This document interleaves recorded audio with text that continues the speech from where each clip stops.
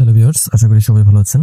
Online ট্রেডে আজকে OTC market কিভাবে ট্রেড করতে হয়, কিভাবে ওটিসি মার্কেটে আপনি কাজ করে প্রফিট করতে পারেন, সে বিষয়ে আপনাদেরকে আজকে বিস্তারিত আলোচনা করব এবং ট্রেড করে আপনাদেরকে প্রফিট নিয়ে দেখাবো। তো ভিউয়ার্স, যারা আমাদের এই চ্যানেলে নতুন রয়েছেন তারা চ্যানেলটা সাবস্ক্রাইব করে দিবেন এবং আপনার অনলাইন ট্রেড বা আপনি কোন ট্রেডিং প্ল্যাটফর্মে কাজ করেন বা ট্রেড করেন সেই ট্রেডিং সম্পর্কে আমাদেরকে কমেন্ট করে জানাতে পারেন এবং আপনার ট্রেডিং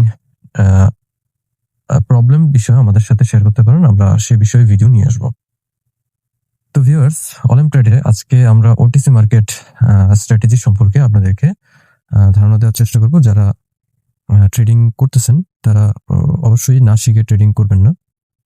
তো আমরা এখানে মার্কেট সিলেক্ট করব, তো এই মার্কেট নয়, এই মার্কেটটা হোক না। তো আমরা আজকে ওটিসি মার্কেটে আপনাদেরকে ট্রেড করে দেখাবো। তো আমি মার্কেট সিলেক্ট করে নিচ্ছি। এখানে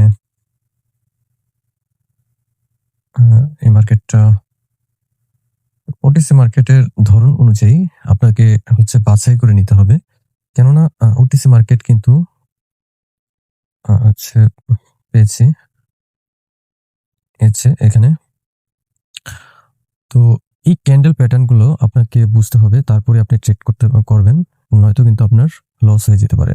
এই মার্কেটটা সিলেক্ট করলাম কেন? এই মার্কেটে দেখেন আমরা একটা এই ট্রেডটা ধরার পর আপ ক্যান্ডেল একটা ট্রেড নিয়ে নিচ্ছি। কেন নিলাম আপনারা একটু খেয়াল করলে দেখতে পাবেন যে এখানে দুইটা বড় বড় ক্যান্ডেল হয়েছে।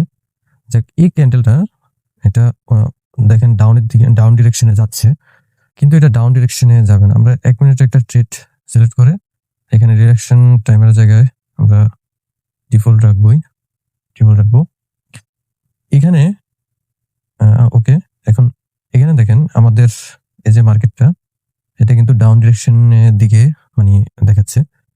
এটা কি হয়, ওটিসি মার্কেট আমাদেরকে কিন্তু একটু দেওয়ার চেষ্টা করে, হিংস দেওয়ার চেষ্টা করে। দেখেন আবার মার্কেট কিন্তু আবার আপের দিকে কিন্তু উঠে যাচ্ছে,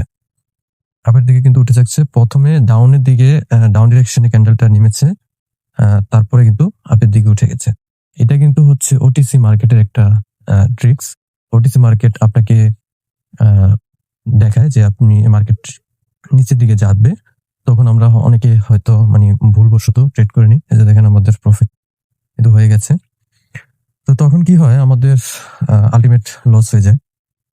এখন দেখেন এখানে পরপর 3টা ক্যান্ডেল, আপনারা এই 3টা ক্যান্ডেল একটু খেয়াল করলে দেখবেন যে 3টা ক্যান্ডেল কিন্তু একদম সলিড, কোনো প্রকার কোনো কিন্তু নাই, ঠিক আছে। এই সলিড ক্যান্ডেলের মানে হচ্ছে যে আপনি পরবর্তী ক্যান্ডেল পরবর্তী ক্যান্ডেল যদি আপনার মানে এটার পরবর্তী ক্যান্ডেল যদি গ্রিন হতো, তারপরে ক্যান্ডেলটা আপনার আলটিমেট গ্রিন হয়। তো আমরা এখানে একটা রিস্ক নিয়ে ট্রেডটা নিয়েছিলাম।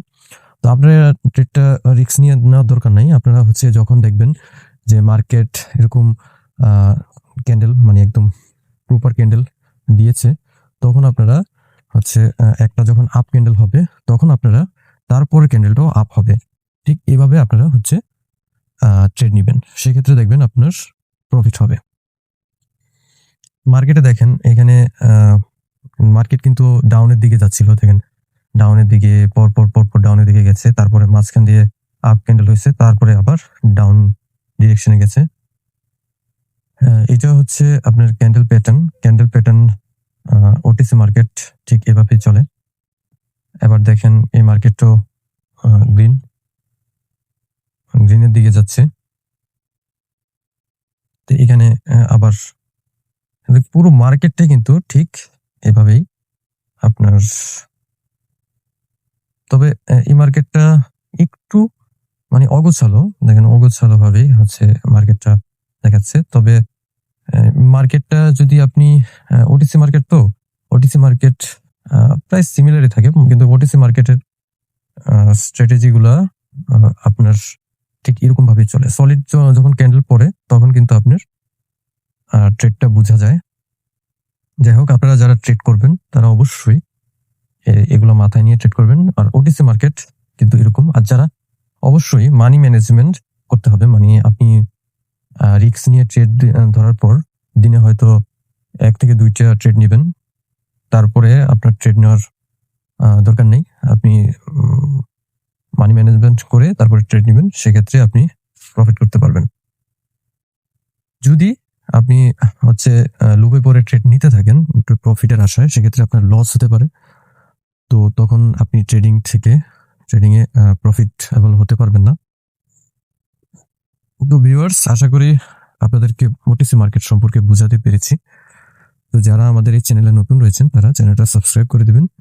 আর অলিম্পিয়াড সম্পর্কে আপনার কোনো প্রবলেম থেকে থাকলে সেটা আমাদেরকে কমেন্ট করে জানাতে পারেন।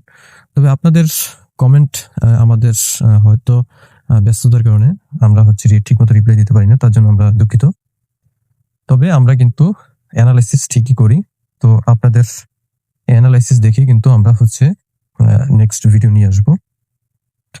তো ভিউয়ার্স, ধন্যবাদ সবাইকে। সবাই ভালো থাকবেন, সুস্থ থাকবেন।